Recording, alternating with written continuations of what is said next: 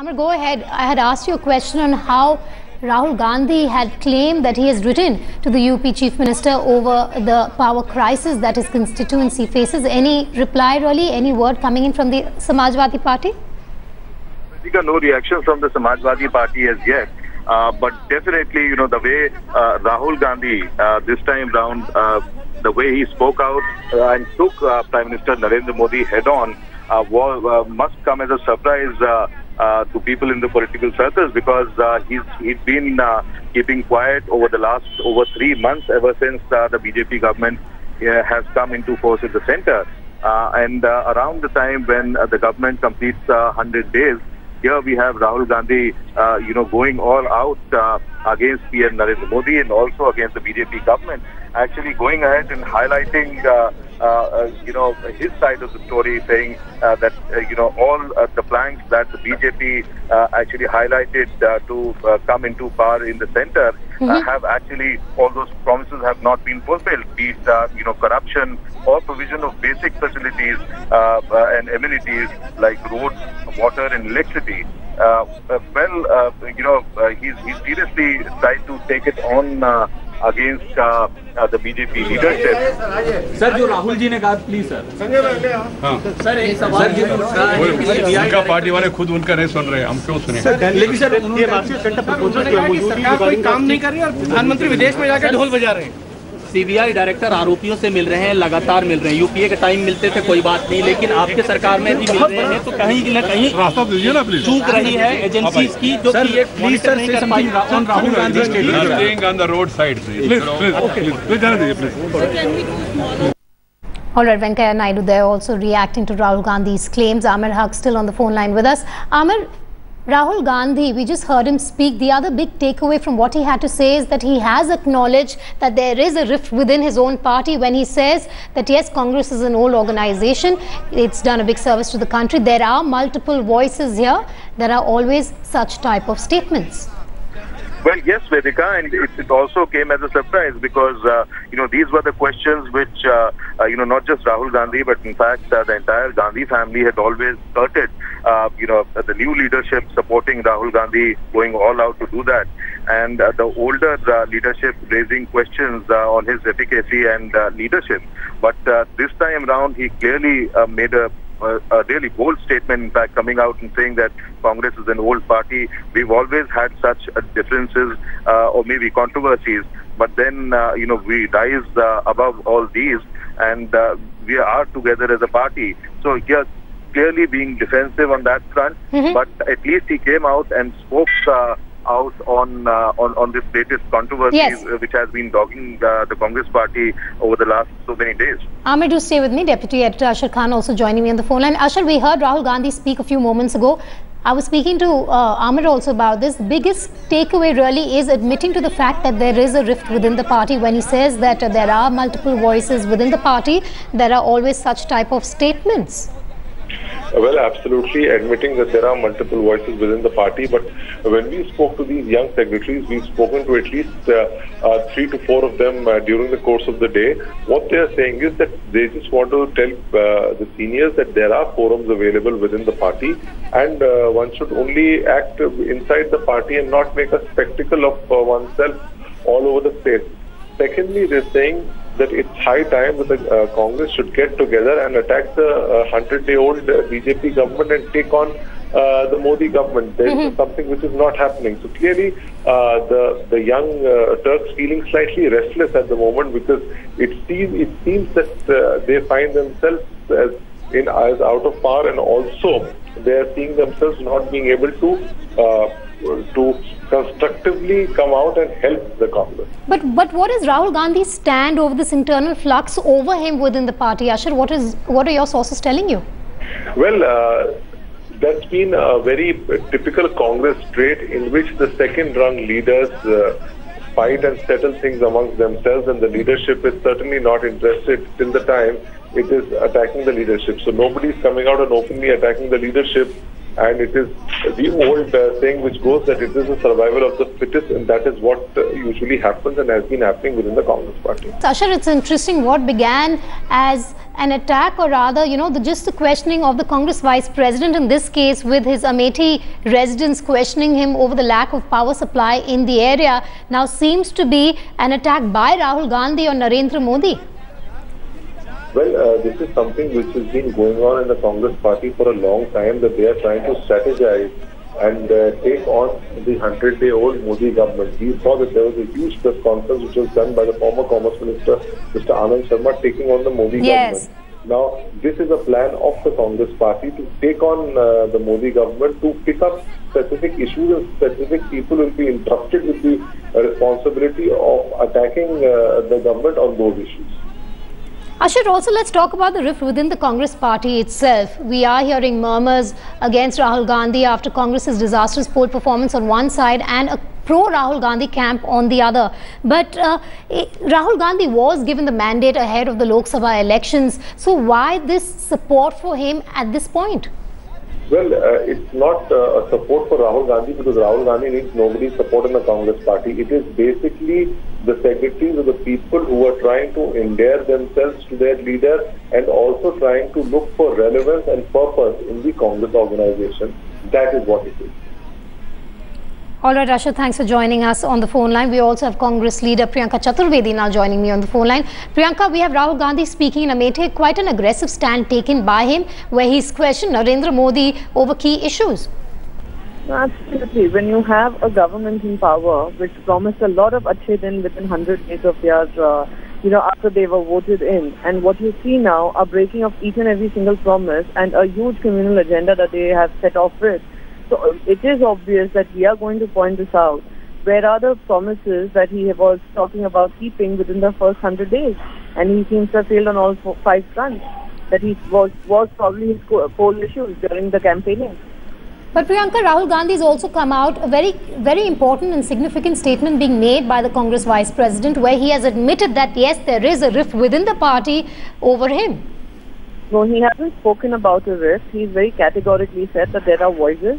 It is a huge party, and it is the point he's made is people. But he's also gone on to say that there are always such type of statements. At this point in time, where people used to talk about the democracy within the Congress, you are hearing differing points of view. You are, they are having their say, but the final decision is left with the top leadership and the CWC. So, having said that, I do not see any rift. People are free to express their opinions, which you're not seeing in any other party right now. They may speak what they have to. So would you admit that there are two? Would you admit that there are two factions within the Congress? One, which is the Young Turks that are supporting Rahul Gandhi in his leadership, and another that's questioning his leadership? Because it suits the media to twist the words their way. There is no faction. There is no rift. BJP Sudhanshu Mittal also now joins me on the phone line. Mr. Mittal, you have Rahul Gandhi taking a very aggressive stand while in Amethi, where he has questioned Narendra Modi over key issues like inflation, electricity, and the big promises made, this after 100 days of governance. If Mr. Rahul Gandhi cannot recognize the good work which has been done in the last 100 days, in comparison to the total disastrous innings the UPA 1 and UPA 2 had played, I think he needs to really reinvent his politics. He must understand what people are seeing and what people are experiencing. And mere rhetoric doesn't suffice or substitute for good hard work amongst people. Thank God at least he's spoken something ever since his defeat in the Lok Sabha, not his personal defeat but the defeat of his party. People are wondering whether he's here or he's holidaying abroad or where he is. So I'm at least thankful that Mr. Gandhi has chosen to show his face to people at least. Mr. Mittal, what do you make of his dig at Narendra Modi when he says that the Prime Minister was busy playing drums in Japan? Well, it shows the mental level of perceptions of things. If striking a chord with the people of Japan is playing drums, then I'd rather play drums than to play wicked like Mr. or play stupid like Mr. Rahul Gandhi. I'd rather connect with people than to connect with all kind of relationships Mr. Gandhi has been experiencing. I think he should grow up, he should be matured and be very, very responsible when such statements are made or such acts are brought out. And would you say one of the biggest challenges that Rahul Gandhi is facing is from within the party, where there are two factions, one supporting his leadership, the other questioning it? Mr. Gandhi is facing credibility crisis. You see, for far too long he's been accustomed to all authority, no responsibility, no accountability. Now the seniors in the party are saying, if you want to have the authority, have accountability and responsibility, so that at least, there is some measure of accountability in front of people as to why you're failing. Merely enjoying all the authority of nominating people, distribution of tickets, without doing anything, taking all the credits. For far too long it has gone on, and it's very natural that a rebellion would be breeding within the Congress for this. But it seems that the price rise issue is one issue which is a part of Congress's strategy, Mr. Mittal, because a few days ago you had Sonia Gandhi question Narendra Modi over it. Now you have Rahul Gandhi doing the same. Well, they have to talk something. I do not blame them for talking, because if they stop talking, then they will cease to play the role of opposition. But they must realize that people are not as hurt about price rise, because the prices have been brought under control and inflation is on the decline. So that's not an issue which they can drum up against the present government. But their stand there also is, Mr. Mittal, that as far as the GDP figures are concerned, well, the credit should be going to the UP and not the NDA government. It is for the people to judge. I don't think I should get into semantics with Mr. Rahul Gandhi or Congress. The people know that it is all a matter of sentiment, perception, faith and the action. People had completely lost hope with the last UPA government. The moment Mr. Narendra Modi has been fallen, a new wave of hope has emerged. A new excitement, a new economy. Do you realize that Sensex, if it touches to 27,000 plus, there has to be a reason for that, because there's a positive sentiment. So, well, if they want to take credit or they want to really shout at the top of their voices saying this is ours, so be it. It doesn't make a difference. People are positive.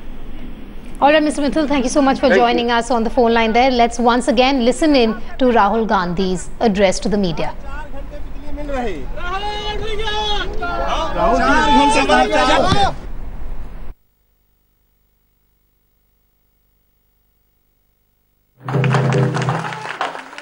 Once again, let's just speak with her. Ms. Chaudhary, you have the BJP now claiming that the claims being made by Rahul Gandhi are because he has really nothing else to say as far as the issue of price and inflation is concerned. They are being addressed, and only time will tell whether they've been addressed well.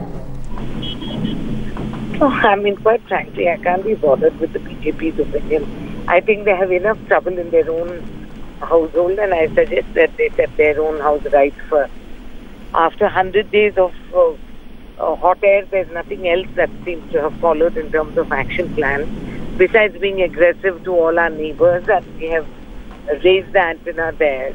So I think they have enough on their plate to worry about. Let them solve their problem.